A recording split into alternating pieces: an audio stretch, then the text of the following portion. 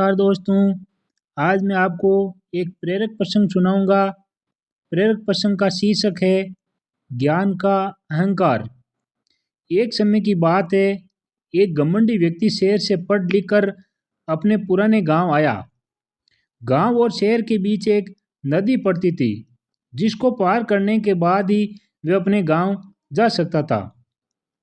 इसलिए उसने एक नाव वाले को बुलाया और उसके नाव में सवार होकर अपने गांव की ओर चल दिया। कुछ देर चलने के बाद वह घमंड में भरकर नाविक से पूछने लगा, क्या तुमने कभी व्याकरण पढ़ा है?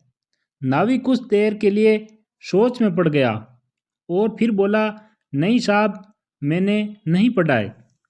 घमंड और अहंकार से भरे हुए व्यक्ति ने हंसते हुए कहा, फिर तो तुमने अपनी आधी जिंदगी व्यर्थ में ही गंवा दी। थोड़ी देर बाद अपनी पढ़ाई का और घमंड दिखाने के लिए उस व्यक्ति ने नाविक से पूछा, तुमने इतिहास और भूगोल पढ़ा है? नाविक ने नाम में सिर हिलाते हुए कहा, नहीं साहब। अहंकारी व्यक्ति ने फिर जोर से ठहाका लगाकर नाविक का मजाक उड़ाते हुए कहा, फिर तो तुमने अपना पूरा जीवन व्यर्थ कर दिया। नाविक को इस पर बहुत क्रोध आया, लेकिन वह मन मार कर रह गया और उस व्यक्ति से कुछ नहीं बोला, चुपचाप नाव चलाने लगा। कुछ दूर नाव चलाने के बाद अचानक नदी में उफान आ गया और नाव जोर जोर से हिचकोले खाने लगी।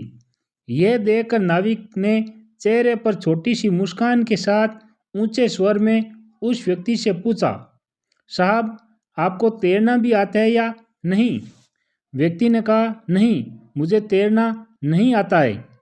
नाविक ने कहा, फिर तो आपको अपने इतिहास, भूगोल और व्याकरण को सहायता के लिए बुलाना पड़ेगा, वरना आपकी सारी उम्र बर्बाद हो जाएगी, क्योंकि यह नाव डूबने वाली है।